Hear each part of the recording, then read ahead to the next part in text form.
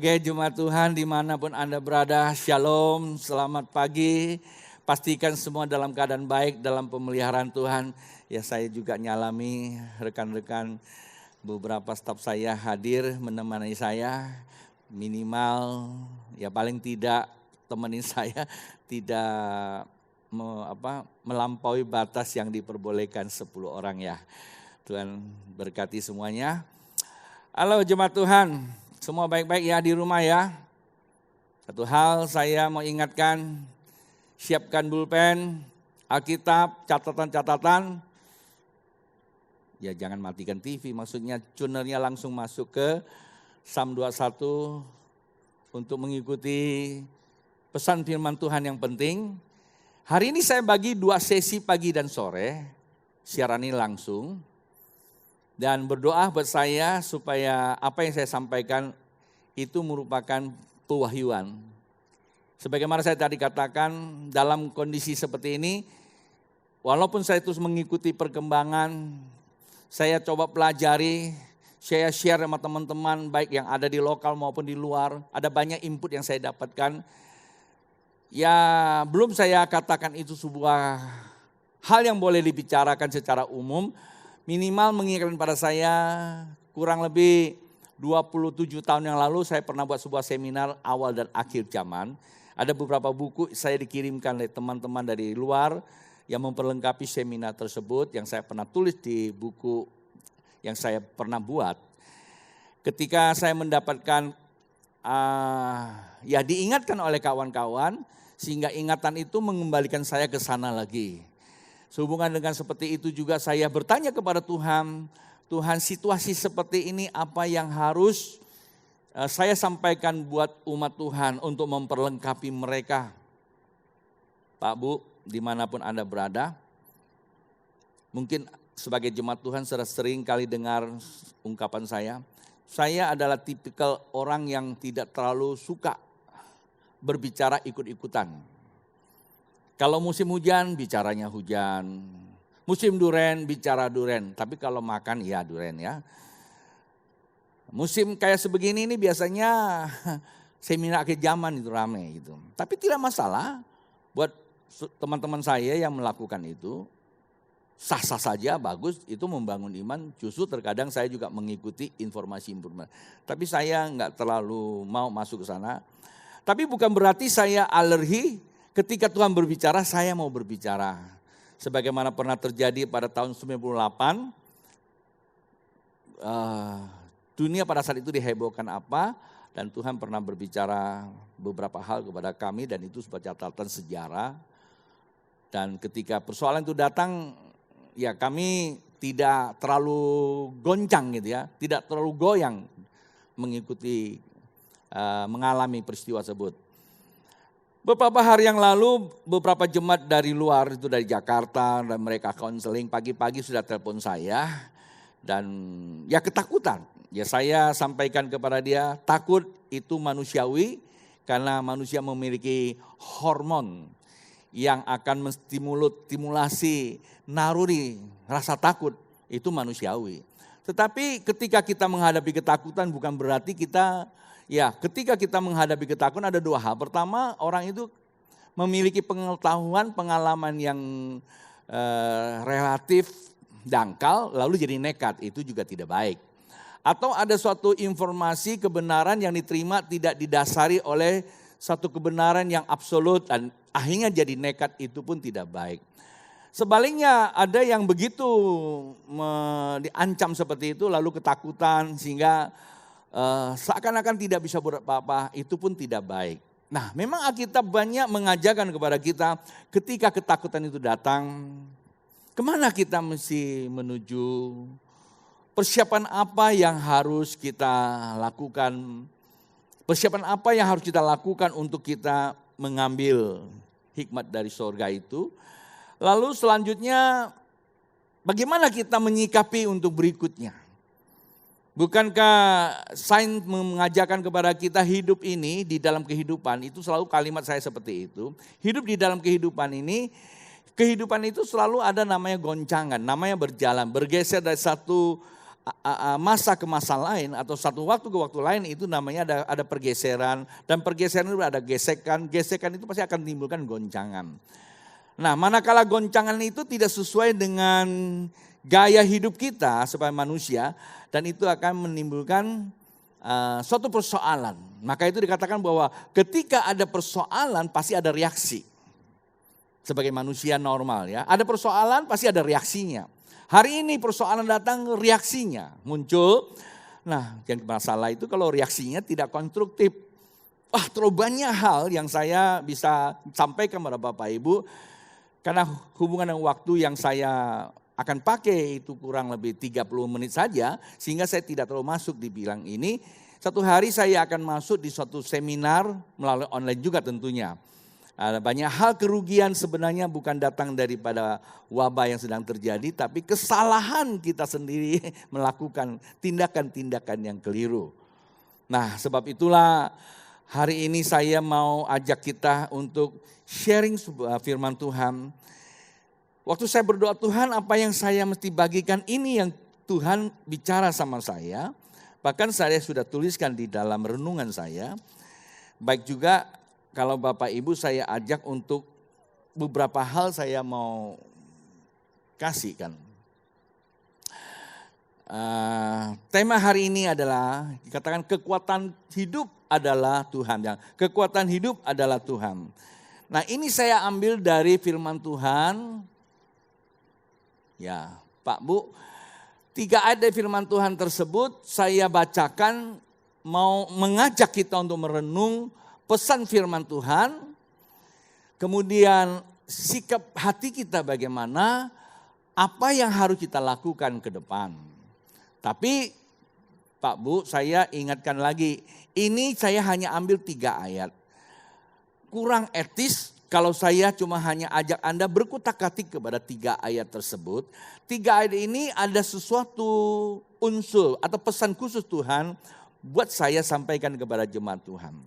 Akan tetapi saya sarankan Bapak Ibu di rumah jauh lebih baik lagi baca dari ayat pertama sampai terakhir.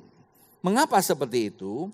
Karena secara satu perikop di situ dikatakan adalah perikop ini merupakan Allah membela keadilan. Berarti ada yang tidak adil. Nah, kenapa saya katakan saya tertarik dengan buku yang saya pernah tulis, bahwa apa yang sedang terjadi tidak ada yang di luar kontrol Tuhan. Bahkan Alkitab saya berkata, selai rambut saja Tuhan hitung. Ayah mana yang tiap hari hitung rambut kita? Ibu mana yang tiap hari hitung rambut kita? Ayah yang ayah dan ibu yang membesarkan kita. Tetapi Tuhan lakukan seperti itu. Ya tentu jangan kita langsung punya pengertian, wah kalau saya lagi duduk Tuhan hitung rambut saya. Terus ada jemaat Tuhan bertanya, gimana dengan pastor punya rambut, apakah masih bisa dihitung? Wah kalau gitu saya termasuk orang yang tak terhitung. Ya ini kan merupakan sebuah bahasa ilustrasi. Yang dimaksudkan Tuhan tuh tidak pernah tinggalkan kita sedetik pun gitu loh ya. Itu diperhatikan. Nah, kasus yang sedang melanda dunia ini, kira-kira Tuhan ada di situ enggak? Atau Tuhan bilang dia mau istirahat dulu di sorga karena menyambut hari rayanya Tuhan gitu loh. Enggak seperti itu Pak Bu. Nah, di dalam pembacaan ini Pak, saya bacakan, kemudian saya mau ambil bagian-bagian penting. Apa kata Alkitab? Jika bukan Tuhan yang menolong aku, nyaris aku diam di tempat sunyi. Ketika aku berpikir kakiku goyang. Maka kasih setiamu ya Tuhan menyokong aku. Apabila bertambah banyak pikiran dalam batinku, penghiburanmu menyenangkan jiwaku. Tak dulu Pak Bu, saya mau bagikan dulu kembali dari pembahasan, kemudian saya mau masuk kepada pesan inti. Nah dari pembacaan itu saya dapatkan ada 3 kalimat yang mungkin ya, Bapak Ibu sudah baca tapi tidak dipetain. Saya memetakan. Yang pertama dikata, aku diam di tempat suci.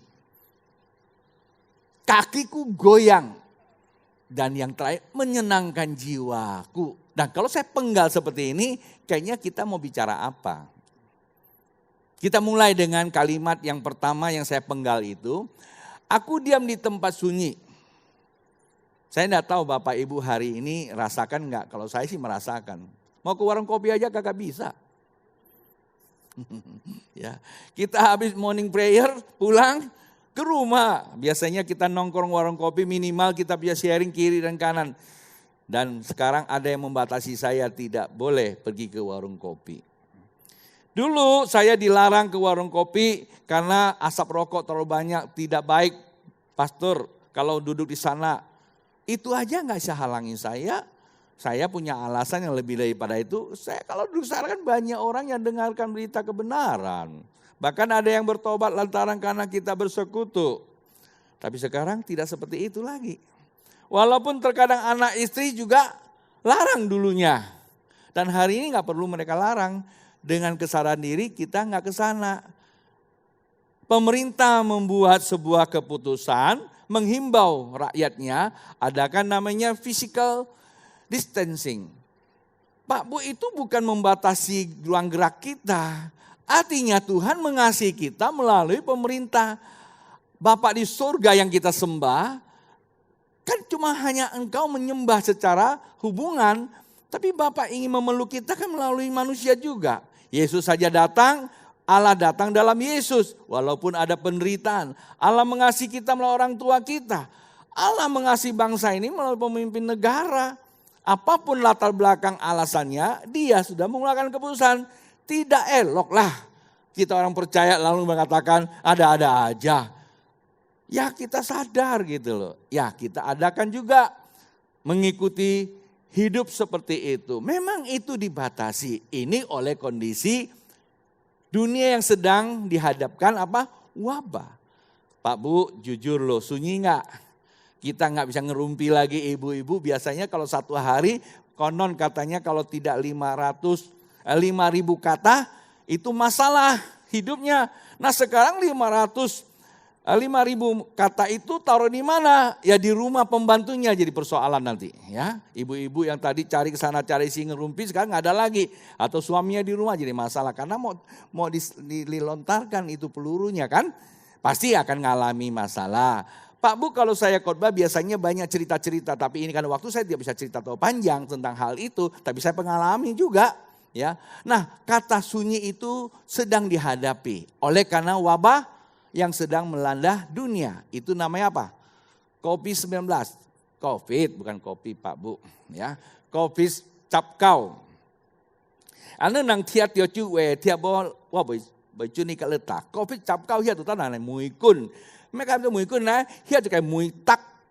Ya, nang cing yam ha, cici kok iyo ha, ci to mereka na, ja iyo mungkin ha, ia pun le sing ti hok yang kang, tapi ci salah, jauh cut lai, salah satu, ya mungkin juga seperti itu. Nah, buat yang bahasa Teochew, maksudnya saya bilang, apa sih itu virus? Konon kata para ahli, virus itu merupakan ada dua hal, ada yang secara alamiah, tetapi hal itu sangat kecil sekali, tetapi banyak kan itu dari akibat rekayasa manusia menciptakan hal-hal baru sehingga itu akibatnya. Kira-kira seperti itu Pak Bu. Saya masuk ke wilayah itu dulu. Nah yang kedua, kalau saja hari ini Bapak Ibu sunyi karena ditinggalkan pacar. Nah boleh loh, dalam suasana ini kita bicara juga pacar kan. Biasanya kita bergandeng tangan, sekarang tidak boleh lagi. Ada physical distancing. Tetapi karena ini juga tidak bisa menghalangi, masih bisa via apa? WhatsApp, FaceTime, apalagi Facebook, The Book dan sebagainya kan. Pak Bu, ya kalau masih gak putus gak apa-apa. Tapi tiba-tiba diputuskan. Sunyi juga kan. Nah oke, saya kunci di sini. Kata kuncinya ketika kita menghadapi kesunyian, apa yang terjadi Pak Bu? Ya, saya dapatkan begini. Sejalan dengan himbauan pemerintah untuk berdiam diri di rumah. Kalau kita mengalami kesunyian ini dia nih. Maksud 139 ayat 7 berkata begini. Kalau kita menghadapi kesunyian Pak Bu, di kalimat pertama dikatakan di atas, jika bukan Tuhan yang menolong aku. Nah, jikalau bukan Tuhan menolong aku, maksudnya kalau kita dalam kesunyian, maka kita kembali lagi ke bawah Tuhan, kata kuncinya. Ya Pak ya, aminnya gak kedengaran. Nah, di dalam kitab Mazmur 139 ayat 7 berkata, Tuhan, kata Daud ya. Apa bilang? Saya gak buka ayatnya tapi di rumah baca sendiri supaya waktu aja. Tuhan, kemana kami bersembunyi? Rohmu ada di sana. Ya, saya teringat dengan peristiwa Elisa. Dia sudah mati tulangnya saja, Tuhan di situ. Ada yang datang, Injil diberitakan tuh, kebangkitan. Pendeta-pendeta belum tentu bisa bangkitin orang. Mayatnya saja bisa bangkitin. Artinya Tuhan tidak pernah tinggalkan. Pastikan jemaat Tuhan bahwa apapun yang kau alami, Tuhan tidak pernah tinggalkan engkau. Ya, walaupun 2-3 orang, tapi aminnya sudah bisa mewakili 100.000 orang yang sedang nonton. Yang kedua, ini dia nih. Di dalam kesunyian apa yang terjadi Pak Bu? Kakiku goyang. Nah ini goyang ada 2 macam nih. Pikiran mulai diganggu berbagai keadaan. Tuh perhatikan. Ketika kita dalam kesunyian, pikiran kita mulai diganggu Pak Bu berbagai keadaan. Akibatnya apa? Akibatnya tubuhnya menjadi lemah. Kemarin ada yang bilang sama saya, Pastor, aku lihat TV terus tiba-tiba saya batuk. Terus udah batuk gak lama, tenggorokan rasa sakit. Terus otak itu pikir, COVID cap kau. Gue bilang lu minum kopi aja. Padahal sekarang ini juga kan pancaroba kan. Banyak hal bisa terjadi oleh karena iklim kan. Padahal COVID cap kau belum tentu liwat. Ya, COVID-19 belum diliwat. Tapi dia sudah pikir, karena dia pikir ternyata ada iklan gitu. COVID cap kau liwat, ada teman katanya, dia datang tuh. Karena ada pikiran COVID cap kau kan. Nah, tapi beda dengan Daud. Dia bilang kalau aku berpikir, kenapa dia berpikir? Karena di dalamnya ada pikiran Allah. Nah, itu ibadah sesungguhnya Pak Bu. Nanti sore ya kita bahas tentang ibadah. Hari-hari ini ada begitu banyak orang ribut tentang ibadah. Kami tidak bisa ibadah lagi, Pastor. Saya sedih. Yang kamu ngerti ibadah itu apa? Kami gak bisa ke gereja lagi, Pastor. Yang kamu ngerti gereja itu apa? Nggak tahu. Banyak kekeliruan di dalam memaknai tentang ibadah dan gereja. Mau tahu? Nanti sore. Nah Pak Bu, ketika kita dihadapkan kesucian, otak kita suka diganggu oleh berbagai pikiran. Nah kalau pikiran itu datang kita tidak memiliki kebenaran firman Tuhan, kira-kira apa yang terjadi? Alkitab katakan kebenaran itu yang akan memerdekakan. Amsal menuliskan di dalam Amsal 23, ayat yang ke-7, sama-sama 7 ini ya. Apa yang kupikirkan tentang diriku itu yang terjadi Pak Bu. Nah karena itu di dalam kesucian jangan tinggal di rumah diam saja. Saya tidak sarankan keluar rumah. Kalau nggak penting janganlah. Tapi di rumah bisa buat banyak hal Pak Bu. Saya kalau di rumah karena saya pastor.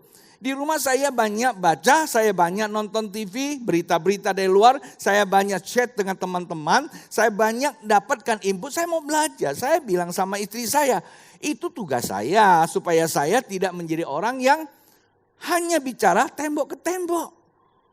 Kalau bicara berdasarkan kadang-kadang kita ngomong keluar itu jangan-jangan luka hati. Ngomongnya tuh susah menghakimi orang. Nah, saya tidak pernah merasa sunyi, saya punya Tuhan yang menghibur saya. Istri saya dalam kondisi seperti ini, waduh dia jadi ibu rumah tangga yang paling pandai masak. Sehingga banyak masakan-masakan yang dia kreasikan. Dari satu ke satu yang lain. Saya pikir warung kopi lebih bagus di sini saya bilang. Dulu kok tidak tahu ada warung kopi di rumah. Ya kan, segala macam di rumah lengkap. Terkadang ada kerinduan juga mengundang teman-teman datang, nanti kena larangan lagi. Jadi ya udahlah, ya kami berkumpul saja di rumah. Ya, jadi disitulah keadaan kita. Kita bisa menciptakan suasana kebersamaan, maka sorga ada di tengah kehidupan kita. Ada amin? Ini saran dari seorang raja. Beraktivitas. Jangan mikirin sakit penyakit. Pikirkan. Nanti ada waktu saya akan cerita tentang ini masalah. Tapi hari ini tidak bisa lah ya.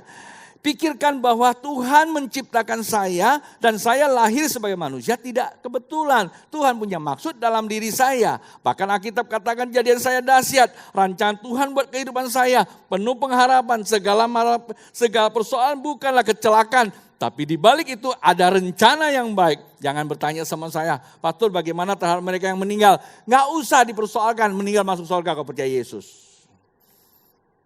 Terus pertanyaan, apakah ada potensi kita kena COVID-19? Saya tidak tahu di antara kita barangkali sudah terjangkit tapi belum ada reaksi. Dari saya bisa ke Anda, dari Anda bisa ke saya. Inilah keadaan. Tapi bukan soal kita bisa atau tidak, atau potensi atau tidak. Kondisi sekarang semua orang berpotensi ke sana. Tetapi persoalannya bukan soal itu. Persoalannya mengerti nggak tentang panggilan hidup dan tujuan kehidupan kita. Kalau kita mengerti, maka yang namanya hidup di kehidupan ini sifatnya apa? Sifatnya apa? Kan ada nyanyian ya berapa? Hidup ini adalah kesempatan. Begitu nyanyinya. Untuk cari uang sebanyak mungkin. Saya bisa happy duduk di kelas 1 pesawat atau pueki. Terbang tinggi, jalan-jalan cak kaloci. Enggak gitu Pak Bu. Ya, hidup ini memang hanya hidup di kehidupan ya. Hidup itu kita kekal. Tapi di kehidupan ini sementara. Kita maknai kehidupan ini. Nah, jangan pikirkan tentang dirimu akan apa yang akan terjadi. Pikirkan tentang rencana Tuhan dalam dirimu, apa yang akan diberikan kepada kita. Kamu akan dapatkan itu. Kita pikirkan masa depan kita yang Tuhan rencanakan. Bukankah tahun ini, di awal tahun Tuhan waktu mengurapi kita, sudah banyak sekali Tuhan berbicara sama kita. Saya masih ingat dalam satu kali sharing kita, tiba-tiba Tuhan ngomong sama saya, padahal bukan dalam materi khotbah saya. Tuhan katakan, akan kugoncangkan satu kali lagi. Pernah dengar gak itu? Dunia akan digoncangkan, bukan soal ekonomi, tapi ada satu wabah mengerikan. Tapi saya nggak mau cerita di sini. Dan ada seorang jemaat Tuhan dari jauh dia coba hubungi saya. Dari mana pastor dapatkan itu? Saya dapatkan waktu kita lagi ibadah, tiba Tuhan tuh bicara sama saya. Lalu apa pesan Tuhan pada masa itu? Tuhan hanya pesan satu, tingkatkan iman. Ya, saya juga tidak tahu apa yang terjadi, saya cuma itu. Lalu karena itulah saya berdoa, Tuhan kenapa terjadi? Tuhan tiba-tiba kasih saya kuda putih. Ada yang menunggang, saya baca di Alkitab kuda putih. Di situ ada kalimat berkata, aku telah mengalahkan dan aku telah memenangkan pertandingan. Maka puji Tuhan, orang yang diurapi awal tahun, dia adalah orang yang lebih dari pemenang. Maka itu, gak usah cari lagi macam-macam. Carilah firman Allah yang benar. Yang terakhir. Nah, saya punya waktu kurang lebih 6 menit. Di rumah catat baik-baik yang terakhir. Kenapa saya menggunakan kalimat menyenangkan jiwaku? Kalau kita sambung, aku diam di tempat sunyi, kakiku goyang, menyenangkan jiwaku. Apa ya? Oh mungkin lagi jogging kali ya. Atau lagi nari ya. Kalau di paralel kayaknya begitu kan ya. Oh senang juga jiwaku, betul kan? Oh bukan gitu Pak Bu. Maksudnya hati kita bisa tenang. Alkitab katakan manakala kita memikirkan apa? Firman Tuhan. Yang saya ragukan kalau Bapak Ibu kurang baca Alkitab.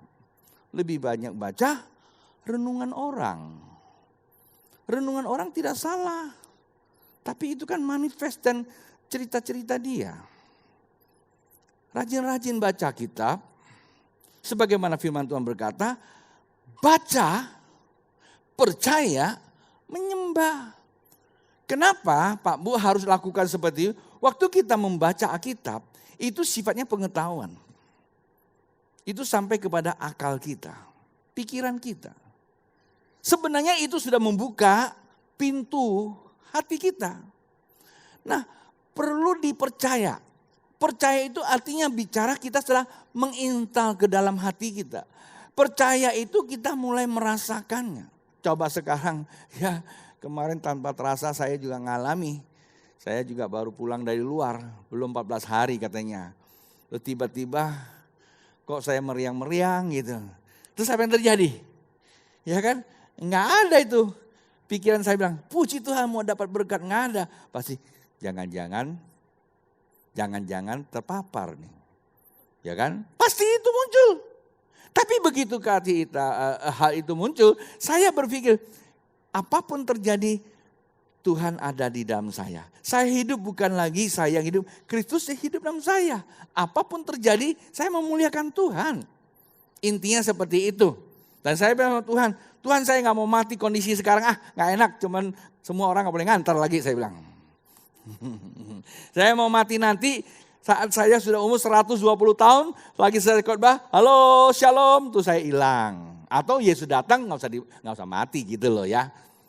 Saya punya keimanan seperti itu, ya kan?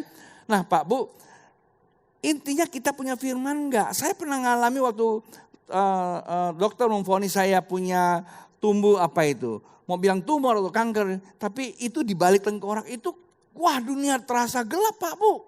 Lebih dari virus corona. Virus corona masih ada di pasar lagi promosi aja. Ya tergantung kita mau beli atau tidak kan. Kalau kamu mau keluar ya berarti Anda sudah siap mau beli gitu loh. Tapi diam di rumah minimal kita sudah menahan diri untuk lihat promosinya gitu loh. Itu gak lama kok, bulan promosi akan berlalu. Percayalah, gak lama-lama akan berlalu, itu hanya bulan promosi aja kok. Ya kan? Nah tapi kalau waktu saya divonis dokter itu hasil data yang fakta loh. Begitu dah, kamu begini dikasih contoh-contoh lagi. Aduh, itu benar-benar kaki saya bukan goyang lagi itu. Langsung kecil itu. Nyaris gak bisa berdiri itu. Bayangin aja. Tapi apa yang harus saya lakukan?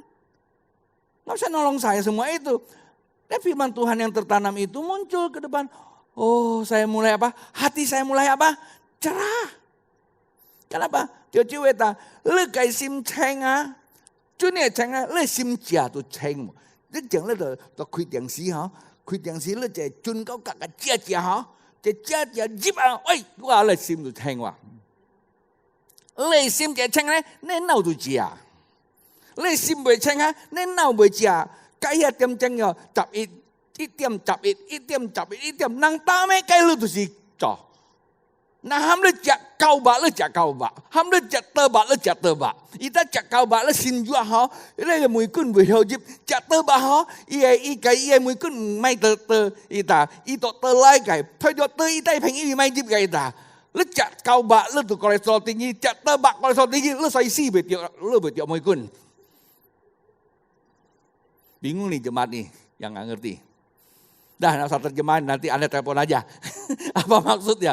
Hamle cak semua bagus. Cak jahe bagus, cak kunyit bagus, cak merek, cak temulawak bagus. Nah, itu pastor lah cak temulawak coy. Wah sih, cak kue coy ya. Cuni na, wakan kang tau me ai uwahi, wat toy lai pertemuan pelawak wadah. Kok jadi Teochew ya pula. Ya ujek si kang tao Teochew ya lai ha. Wa pheng yêu hyong yo jambi yo pi le lai cham kia ji kue ha.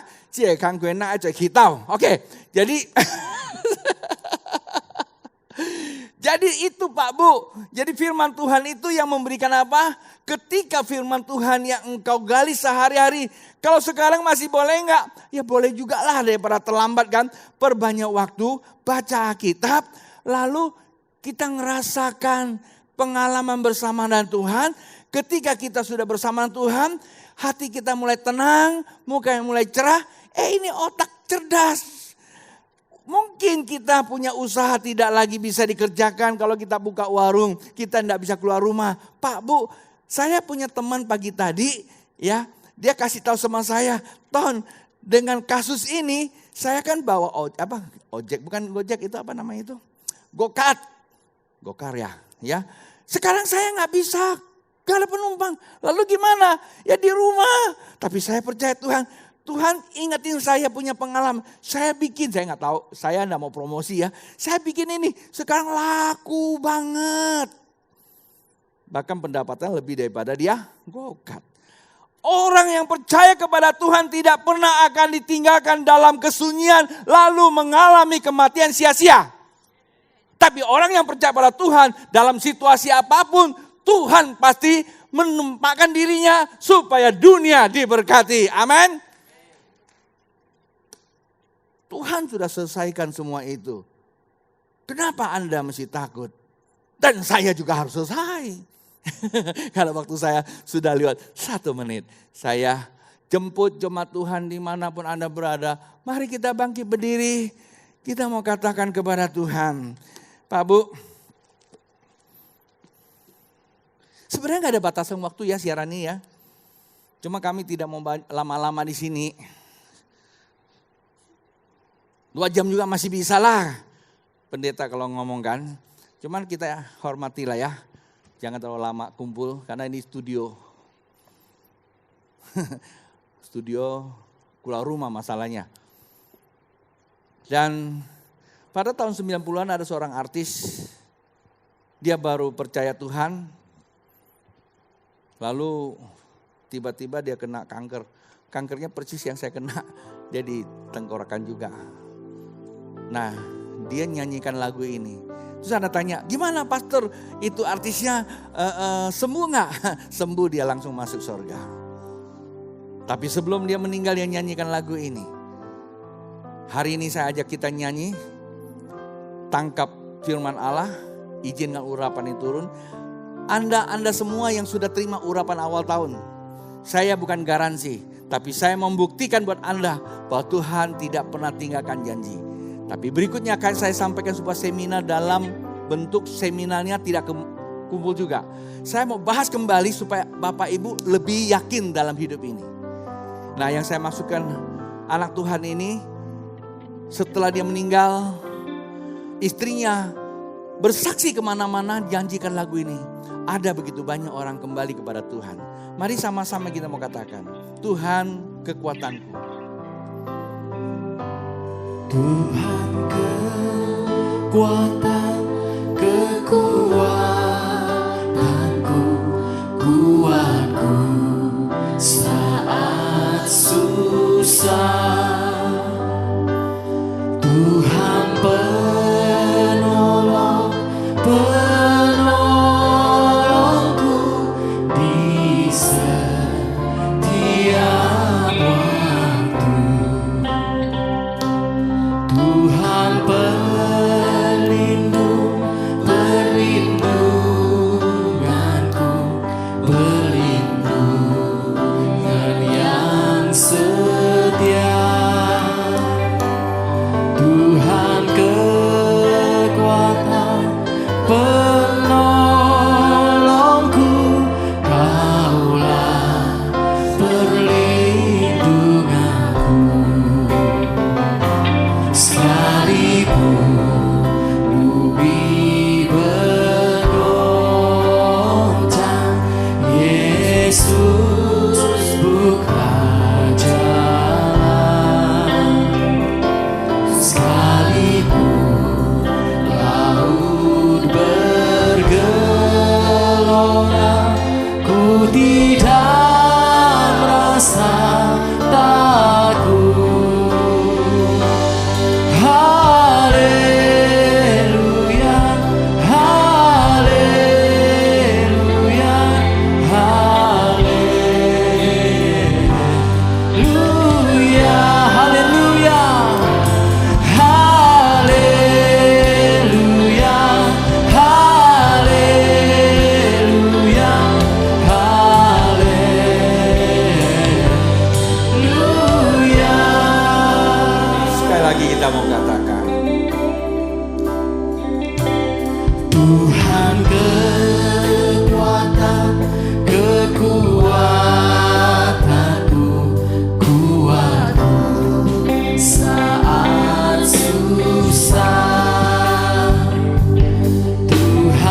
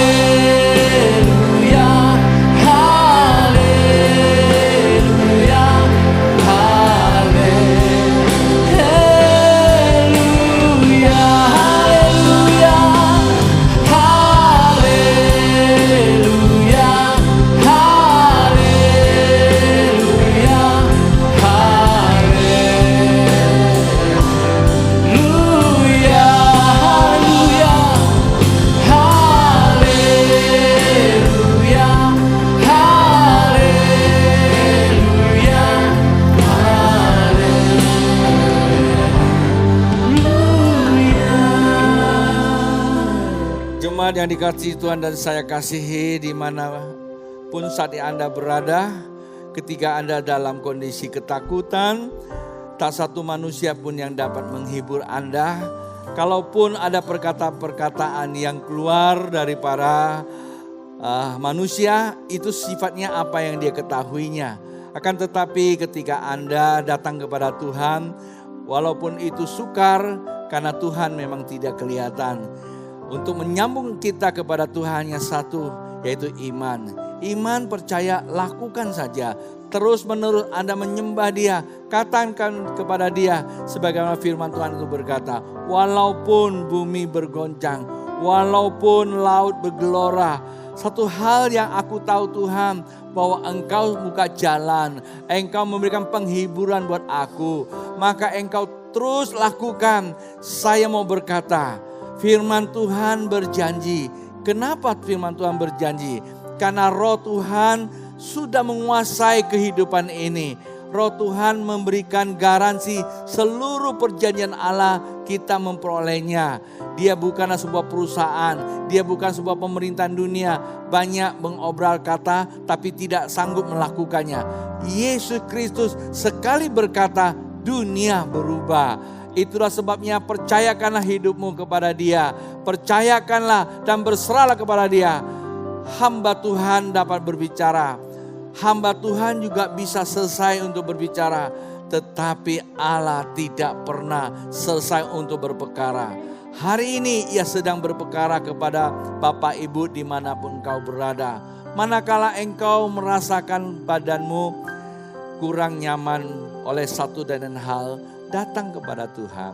Usaha pekerjaanmu mungkin sudah mulai mengalami krisis atau mengalami goncangan karena tidak ada pembeli lagi. Walaupun Anda dapat melakukannya tapi tidak bisa Anda jual.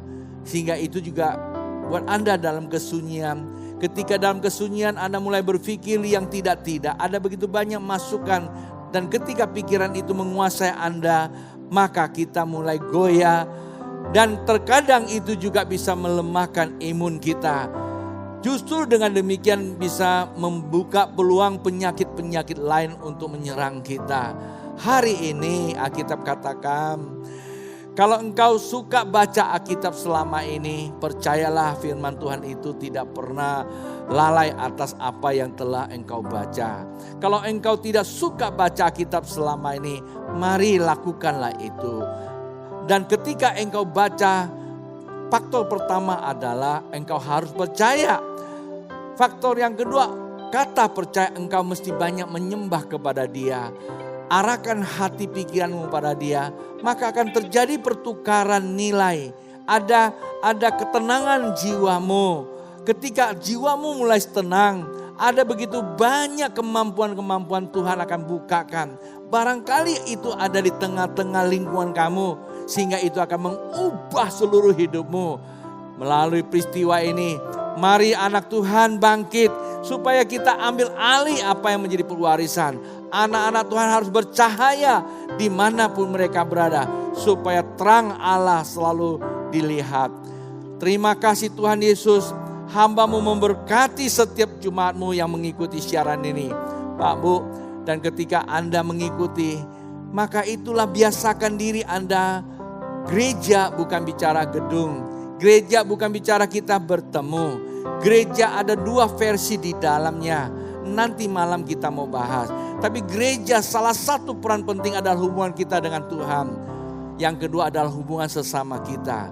Hubungan sesama ada batas waktu karena kelahiran, faktor kehidupan, faktor keadaan. Tetapi yang lebih daripada itu ada hubungan di dalamnya adalah keluarga. Sebenarnya itu adalah gereja. Nah, engkau tahu bahwa gereja ada sebuah organisasi yang di sana sini ada tatanan yang harus diurusi dan semua itu butuh biaya. Itulah sebabnya buat Bapak Ibu yang tiap kali memberikan dana, jangan lagi melihat lalu mengkomentari atau banyak yang mengotori di udara dengan berbagai versi. Biarlah semua itu.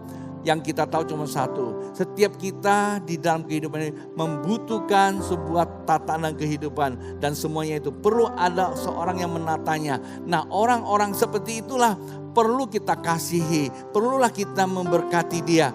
Hari ini ketika Bapak Ibu yang merasa perlu untuk memberkati, maka hamba Tuhan hari ini berdoa, diberkatilah setiap Anda yang siapkan persembahan, apa yang Anda mau kerjakan lagi, sehingga gereja untuk berpikir keluar bagaimana kita menjadi terang bagi masyarakat. Ada begitu banyak yang kita kerjakan yang memang tidak dipublikasi. Tetapi semuanya itu kita lakukan. Hanya satu Tuhan yang melakukannya melalui anak-anak Tuhan yang hatinya digerakkan.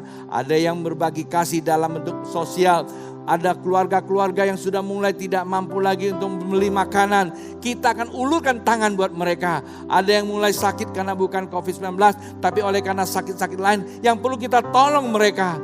Pak, Bu, kita bukan sembunyi di rumah karena kita menikmati kekayaan kita. Kadang-kadang kita bisa digoda oleh kesunyian. Seorang sahabat saya di Jakarta, dia sedang dalam kebingungan. Saya katakan, kalau engkau bingung, apa yang ada Anda bawa keluar, Anda berikan sesuatu kepada orang-orang yang saat ini sedang membutuhkannya. Di situ Anda punya sukacita. Terima kasih buat jemaat Tuhan yang mengikuti. Hari ini saya berkata, mari ibadah kita pun sudah selesai. Terimalah berkat datang dari Tuhan Yesus yang dikemas dalam satu kesatuan Tritunggal. Allah Bapa, Allah Anak, Allah Roh Kudus. Sehingga membawa kita dari saat ini sampai Yesus datang 2 kali.